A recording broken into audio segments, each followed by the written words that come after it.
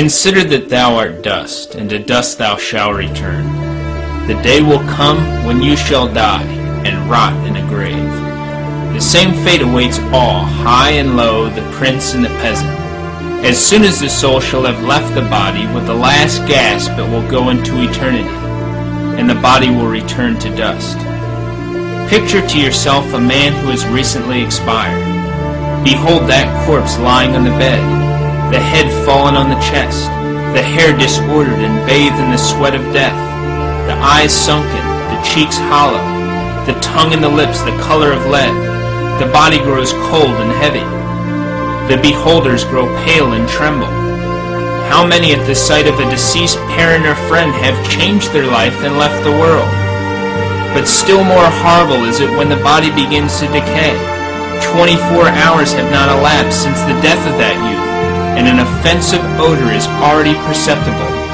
The windows must be opened, and incense must be burnt, and haste must be made to transfer the body to the church and to bury it, that the whole house may not be infected. And if that body has belonged to one of the great or rich ones of the earth, it will only send forth a more intolerable stench. Behold to what that proud man has become, the favorite, the desired one of society, now become the horror and the abomination of all who behold him.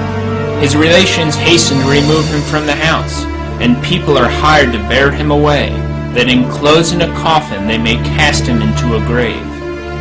Formerly he was renowned for his talents, his elegance, his graceful manners, and his wit, but no sooner is he dead than he is forgotten. On hearing the news of his death, some say he was an honor to his family, others he has provided well for his family. Others grieve because the departed had done them some service. Some rejoice because his death brings some advantage to them. However, in a short time, no one will name him any more. In the visits of condolence, other things are talked of, and if anyone should chance to allude to the departed, the relations exclaim, "For mercy's sake, never name his name to me."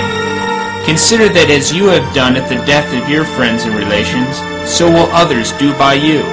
At first relations are afflicted for some days, but they quickly console themselves with that share of property which falls to them, so that in a short time they will rejoice at your death, and in that very room where you have breathed forth your soul and been judged by Jesus Christ, they will dance, eat, play, and laugh as before, and your soul, where will it be then? But that you may see more clearly what you are, O Christian soul, go to a sepulchre, contemplate dust, ashes, worms, and sigh. Behold how that corpse first becomes yellow, and then black. Afterwards the whole body is covered with a white and disgusting mold. Then there issues forth a slime which flows to the earth.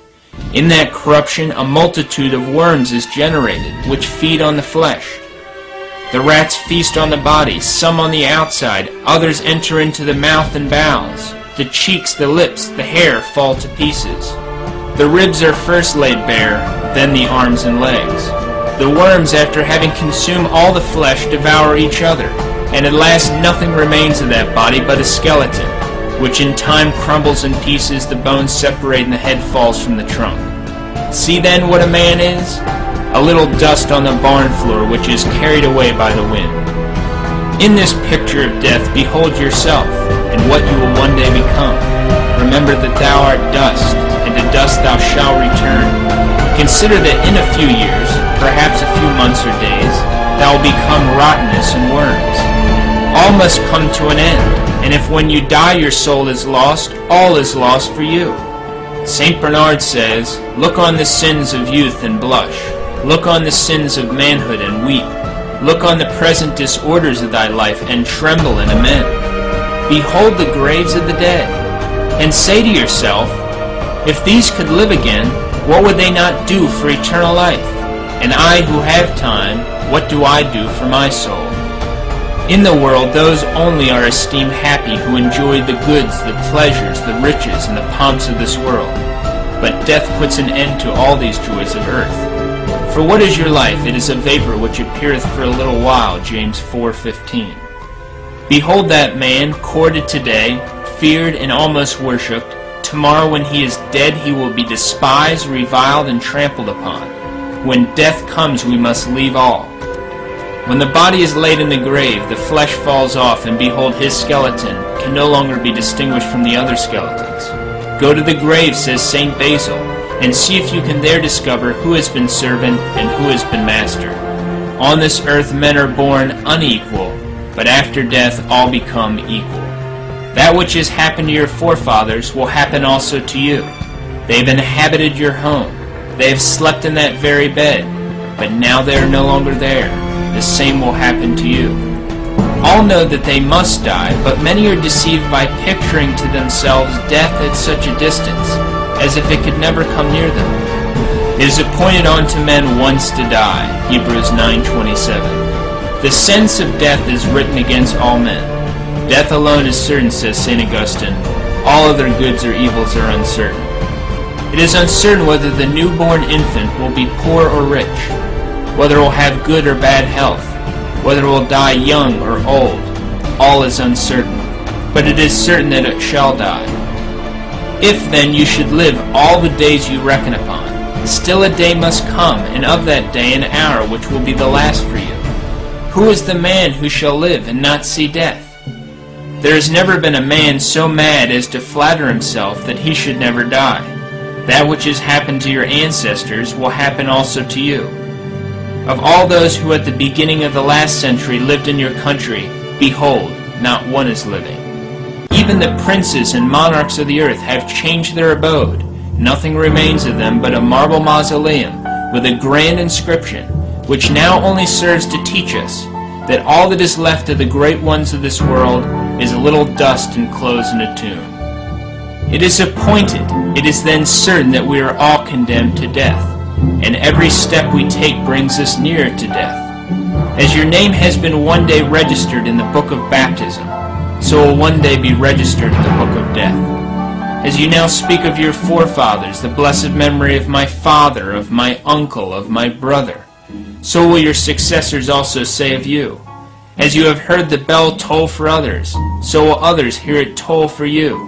Look then at the corpses, each of which says to you, yesterday for me, today for thee. The same is said to you by the portraits of your deceased relations, their beds, the clothes they have left behind them. In every age, houses, streets, and cities are filled with new people, and the former ones are carried out to be enclosed in the tomb.